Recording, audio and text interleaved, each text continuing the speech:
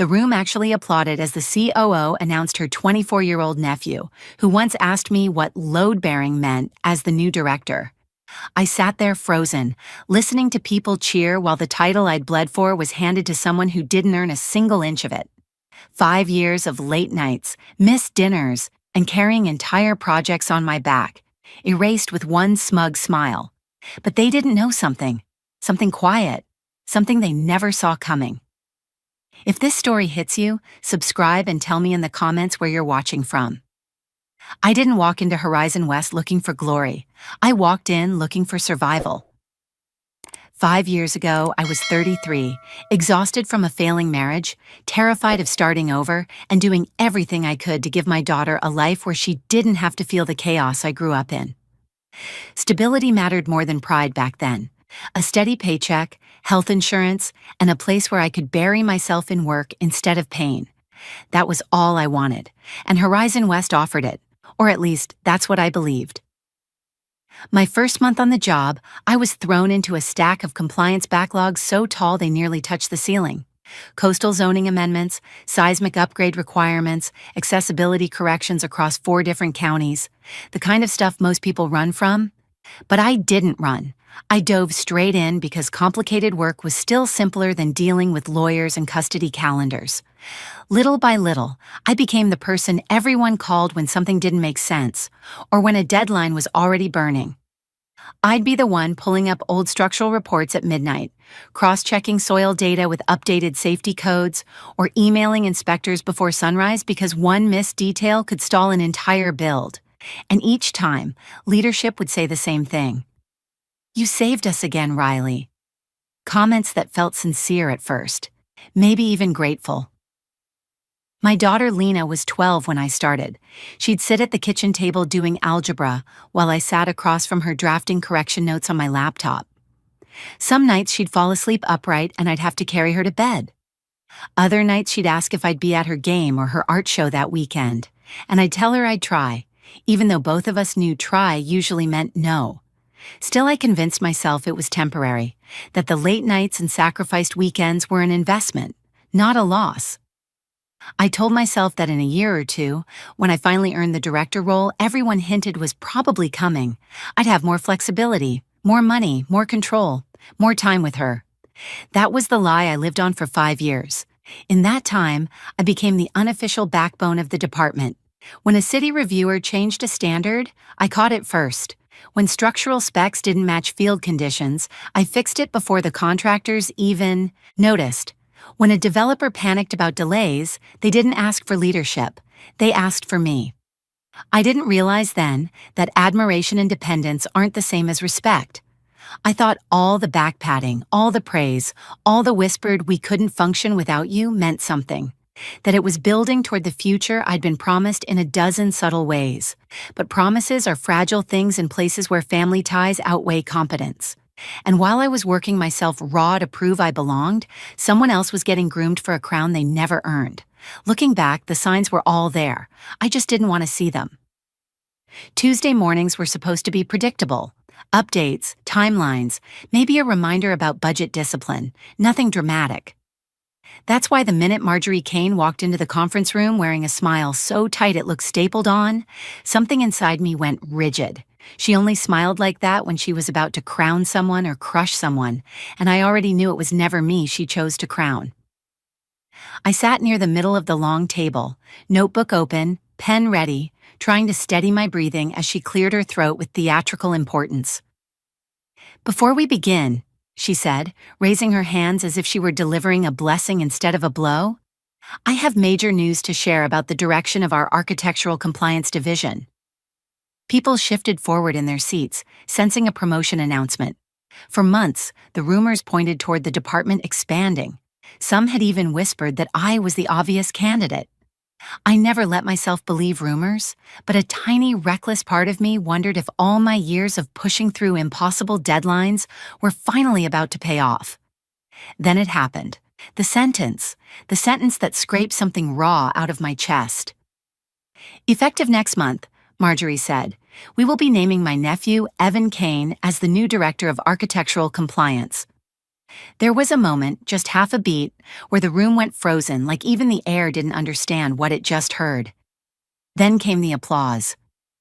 Real, enthusiastic, oblivious applause. I felt every clap land on my skin like a slap, like the noise itself was forcing me to accept something I could not accept. Evan sat 2 seats away from me, wearing an expensive suit that still creased wrong because his body wasn't used to holding responsibility. He gave a modest little shrug, like this position had simply fallen from the sky into his lap. But the part that knocked the wind out of me wasn't the title. It was the next sentence.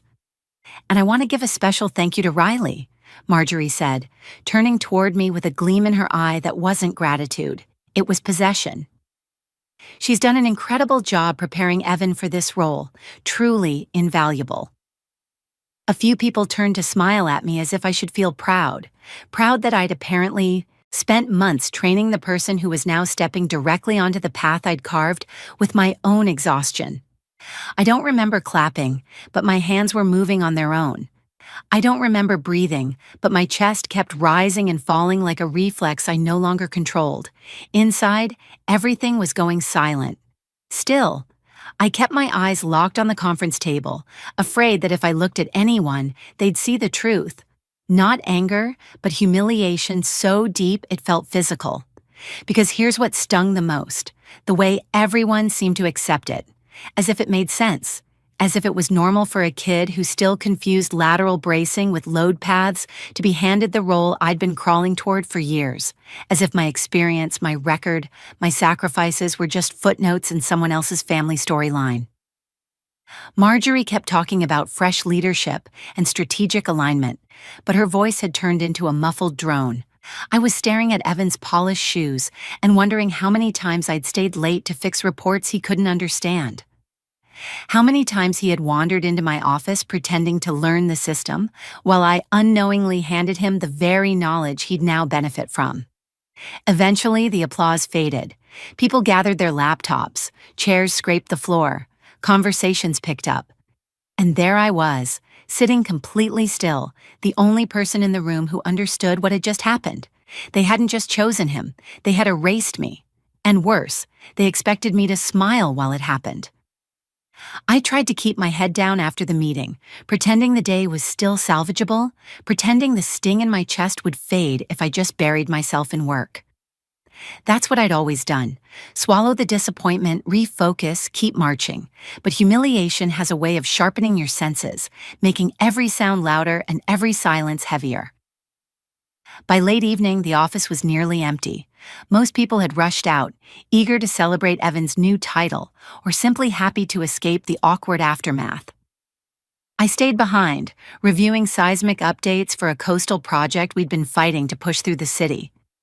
Something about losing control over my own future made me need to control something, even if it was just a set of load distribution numbers. I was packing up when I heard voices drifting from the far end of the hallway. I recognized one instantly, Dana Whitfield, one of our longest-standing senior partners. Her voice always carried authority, the kind that made people listen. The other voice belonged to Marjorie.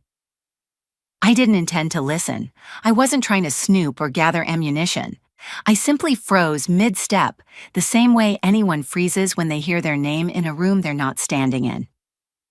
"I saw the announcement," Dana said, her tone sharp but controlled. "And I have to ask, why not Riley?" My heart thudded so hard it hurt. Marjorie let out a small, dismissive laugh I'd heard her use on subordinates who asked inconvenient questions. "Oh, come on, Dana, she's good, of course she is. But she's a technical grunt, reliable, detail-oriented, disciplined, but she doesn't have the leadership profile." Leadership profile. I felt the words scrape their way across my ribs. 5 years of carrying the department, and that was all I amounted to in her eyes. Dana pushed back. "She's the reason half our projects weren't shut down last quarter. She's the one your developers trust. Hell, the city reviewers call her directly." "And that," Marjorie said, "is exactly why she stays where she is. She's comfortable doing the grunt work. Evan, he understands vision, strategy, he thinks big." I almost laughed out loud. Evan didn't think big. He didn't think beyond whatever script he memorized from some business podcast. Besides, Marjorie added, lowering her voice, he's family. He needs this. It's time he steps into something with visibility. Needs this. I stood there, hand gripping the strap of my bag so tightly my knuckles turned white. All this time, I thought I wasn't being promoted because I hadn't pushed hard enough, hadn't proven myself enough, hadn't sacrificed enough. Turns out the reason had nothing to do with me and everything to do with bloodlines and dinner table conversations. Dana sighed, long and tired. "You're making a mistake," she said. "The department runs on trust and she's the one who built that." "Trust can be rebuilt," Marjorie replied. "Titles can't wait. The announcement's done." I stepped back before they walked out, my pulse hammering in my ears. I don't remember the elevator ride. I don't remember the drive home. All I remember is sitting in my car in the dark, staring at my reflection in the window. That conversation didn't just confirm what I'd feared. It exposed how naive I'd been. I wasn't overlooked. I was never in the running. And the future I thought I'd been building had never belonged to me at all. I didn't sleep that night. I lay in bed staring at the ceiling, replaying the hallway conversation until every word felt carved into bone. Technical grunt. Comfortable where she is. He's family. By sunrise, something inside me had shifted. Not broken, shifted, like a bone that had been out of place for years, suddenly snapping back into alignment. When I walked into the office the next morning, no one looked at me differently. Why would they? Yesterday's humiliation was entertainment for them, a footnote. For me, it was the final chapter. I sat at my desk, opened a blank document, and wrote 12 simple words that changed everything. Effective 2 weeks from today, I resigned from Horizon West Urban Projects. That was it. No long explanations, no groveling, no bitterness, just closure in its purest form. I printed it, signed my name, and headed straight to Marjorie's office. Her door was open, as if she were expecting people to come in and congratulate her again. She was still riding the high of her nephew's promotion, unaware the ground under her feet was about to shift. I knocked once. She turned with a bright managerial smile that made my stomach twist. "Riley, good timing. I wanted to go over Evan's transition plan with—" I placed the letter on her desk. "I'm resigning," I said. Her smile faltered, then collapsed entirely. "You're what?" she asked, voice too sharp for someone pretending to be composed. "Resigning, effective 2 weeks from today. HR has a digital copy." She snatched the paper like she expected to find a joke hidden between the lines. "You're serious?" "Yes." She stood, palms up, like she was approaching a skittish animal. "Okay, let's just slow down. I know you were disappointed yesterday. Promotions can be unpredictable, but this isn't the time to make an emotional decision." Emotional. That word alone made me straighten. "This is a professional decision," I said. "That's why I'm giving 2 weeks." Her jaw tightened, but she forced another smile. "You've got responsibilities, Riley. You're a single mother. You really want to risk stability right now? You should think this through." There it was, the guilt card, the patronizing parental warning meant to keep people like me compliant. But I wasn't the scared 33-year-old who walked through their doors 5 years ago. "I've already thought it through," I said. "I'm leaving on my own terms." Her voice dropped the veneer. "Fine, but if you walk now, I can't promise glowing references, and let's be honest, you've built your entire network under this company. Taking our processes somewhere else could be seen as a violation. We take that seriously." She said it like a threat because it was one, but threats only work on people who still need something from you. "There's no non-compete in my contract," I said calmly, "and nothing I've done violates confidentiality. I've always operated within the boundaries of the job." She blinked, surprised I knew my rights better than she expected. "Look," she said, shifting to desperation, "we can make adjustments. What if we create a new title for you? Senior Compliance Specialist, maybe a pay bump in 6 months. You'd report to Evan, of course, but—" "No." "Just like that?" "Just like that." Her face reddened. "This is a mistake, Riley. You're walking away from years of investment." "No," I said. "I'm walking away from an illusion." Silence settled between us, thick and unmoving. Finally, I added, "I'll finish the transition. I'll make sure nothing collapses on my way out. But after that, you're on your own." I walked out before she could respond, feeling her frustration burn between my shoulder blades. For the first time in years, my steps felt measured, steady. I didn't slam the door. I didn't cry in a bathroom stall. I didn't break. I simply reclaimed myself. And somewhere deep in me, a truth settled like a quiet promise. They had no idea what they had just set in motion. My last 2 weeks began like any other, except now I was just counting down days, not building toward anything. I walked in Monday morning with coffee in hand, prepared to wrap up open files, clean my inbox, and leave things in better condition than they deserved. But before I even reached my desk, I knew something was wrong. Evan was already sitting there, surrounded by 3 open monitors, 2 binders he clearly didn't understand, and a look on his face that bordered on panic. He jumped when he saw me. "Riley, thank God. Do you have a second?" I didn't have a second. But I walked over anyway, because chaos is loud and it spreads fast if you don't contain it. "What's going on?" I asked, leaning over one monitor. A large red alert flashed across the screen. It was the structural safety compliance deadline for the coastal redevelopment project in Coronado, the one with the notoriously strict city reviewer who once delayed a project 3 months over a single missing calculation. The deadline had been 3 days ago. My chest tightened. Missing that deadline triggered a penalty, not a small one, $26,000, maybe more if the city felt generous with their fines. "Why didn't you submit the revisions?" I asked. He blinked, confused. "I thought the field team handled those." "No," I said. "You handle them. You review, approve, and send them back." His mouth opened, then closed again, and for a moment he looked like a kid caught cheating on a test he didn't study for. I clicked through the file. The seismic load map wasn't updated. The environmental impact note wasn't attached. The drainage summary was from the wrong site entirely.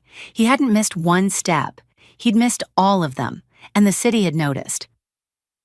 I spent the next hour cleaning up his mess, not because I owed it to him, but because I wasn't going to let the developer eat the penalty for someone else's incompetence.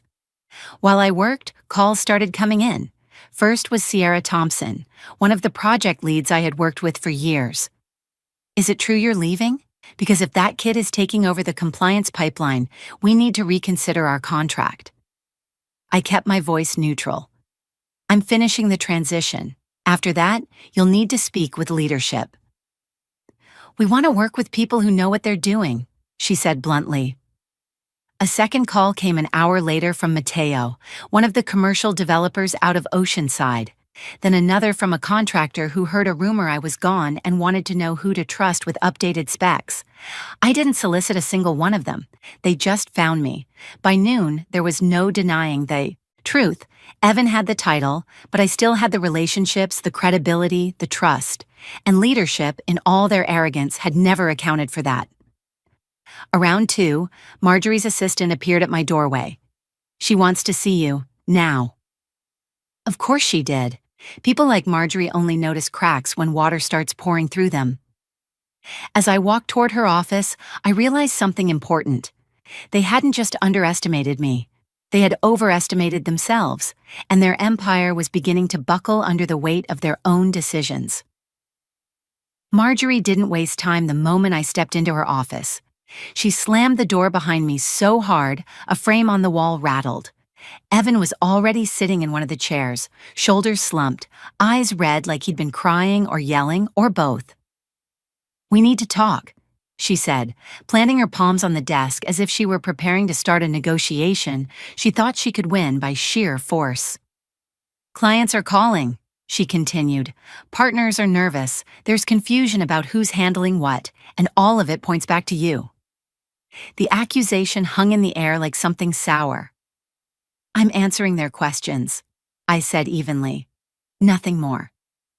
"You're undermining the transition," she snapped. "These people are calling you because you're feeding the doubt. We cannot have you taking our internal systems and using them to build leverage elsewhere." I almost laughed. Your clients are calling me because you threw them into chaos without warning. You replaced someone they trusted with someone they barely remember meeting. Evan flinched at that, guilt or embarrassment flickering across his face. You think you're irreplaceable, Marjorie said. No, I replied. I think I'm consistent, and after what happened this week, they know consistency doesn't live in this office anymore. She opened her mouth to argue, but I'd already turned away. I wasn't giving her the satisfaction of watching me break or justify myself. I was done performing loyalty for people who couldn't spell the word. I finished the last of my transition tasks, turned in my badge, and walked out of Horizon West with a lightness I hadn't felt in years. Not triumph, clarity. A kind of quiet, steady clarity that hums in your bones when you know you finally did the right thing for yourself. 2 days later, I found myself standing in the sleek lobby of Blue Horizon Redevelopment. The air smelled like new carpet and ambition, the kind of place where decisions weren't clogged with ego or lineage. Tessa Calderon met me at the elevator with the same firm handshake she'd had when we first crossed paths at a conference years earlier. You should have called me sooner, she said as she led me into a corner office with floor-to-ceiling windows overlooking the bay. We've been watching you keep that entire department alive. I didn't know what to say. No one at Horizon West had ever stated the obvious out loud. This is the offer, she continued, sliding a paper across the table. Director of Compliance and Urban Standards. A salary 30% higher than anything Horizon West ever hinted at. A flexible schedule. A team that actually existed instead of being something I was expected to build single-handedly. And most importantly, respect baked directly into the offer, not dangled like a carrot. We're not hiring you to do grunt work, she said. We're hiring you because people trust you. That's worth more than any title. I accepted without hesitation, and within weeks the shift became impossible to ignore. Sierra moved her entire redevelopment contract to us. Mateo followed right after. Then a coastal project I hadn't touched in months suddenly landed in my inbox with a note. You're the only one who knows what they're doing. I didn't chase a single one of them. They just came. Trust is magnetic like that. Meanwhile, Horizon West was beginning to bleed out. Missed deadlines, confused contractors, spiraling client confidence. The kind of internal collapse that starts slow, then suddenly becomes impossible to hide. And the irony? None of it required revenge. They built the downfall themselves. All I did was step out of the way and let gravity handle the rest. 6 months later, after settling into the kind of stability I used to think was a fantasy, I stopped by a small contractor cafe in Mission Valley to grab a late lunch before a site meeting. It was the kind of place where inspectors, engineers, and project managers floated in and out like a rotating cast. I slid into a booth, ordered a coffee, and thought I'd spend 10 quiet minutes breathing. Then I saw him. Evan, sitting alone at a corner table, surrounded by textbooks, printouts, and a notebook so full of frantic diagrams, it looked like a storm landed on the page. He didn't see me at first. He was hunched forward, chewing his lip, tapping a pencil against a seismic map like he was trying to force the numbers to make sense. No polished suit, no smug smile, no aura of inherited confidence. Just a young man drowning in responsibilities he'd never been prepared for. I stood there for a moment, watching the reality settle over him, the one no title could shield him from. When he finally looked up and saw me, he startled. "Riley," he said quietly, almost embarrassed. "Hey." His voice didn't have that rehearsed politeness anymore. It sounded real, human. He gestured weakly to the pile of materials. "I'm taking night classes, trying to actually learn this stuff. I thought I understood it, but..." He didn't finish. He didn't have to. I nodded once. Good, it'll stick better this time. Surprise flickered in his eyes. Maybe he expected anger or mockery, but I didn't feel either. I felt something simpler, distance, closure. I paid for both our meals on the way out. No message, no lesson, no moral victory speech, just a quiet acknowledgement that we were standing in very different places now, and I'd earned mine the hard way. Looking back on everything I went through, the lesson that stands out the most is this. Sometimes the people you give the most to are the same ones who assume you'll never leave. I spent years believing that hard work, loyalty, and quiet sacrifice would eventually be recognized. But the truth is, some workplaces aren't built on merit. They're built on comfort, ego, or bloodlines. And when you stand in an environment like that, you can pour your whole soul into the foundation and still end up invisible. What I've learned is that your value isn't determined by the people who overlook you. Your value is revealed by the people who crumble the moment you step away. And sometimes the most powerful revenge is not a grand gesture, not a dramatic confrontation, but simply removing your competence from a place that never deserved it. Watching Horizon West fall apart wasn't satisfying because they suffered. It was satisfying because it showed me I was never the problem. And seeing Evan trying to learn the job he'd been handed made me realize something I didn't expect. I didn't need him to fail for me to heal. I just needed to walk away. Sometimes forgiveness is self-liberation, but sometimes silence is the sharpest knife. You don't have to explain your worth to people committed to misunderstanding it. If you're facing something similar in your own life right now, here's what I'd tell you. Don't stay somewhere that thrives on your silence. Don't keep proving yourself to people who only value you when you're cleaning up their mistakes. Pay attention to who comes to you when things get hard. That's where your real worth shows. And don't be afraid to take a risk on a better life. Stability built on disrespect is just fear wearing a mask. How to get started today. Take 5 minutes to write down what you bring to your workplace that no one else does. Identify one boundary you've been avoiding setting and set it. Update your resume even if you're not planning to leave yet. It's a reminder that you have options. And if this story resonated with you, tell me where you're watching from, share your thoughts in the comments, and subscribe for more stories like this.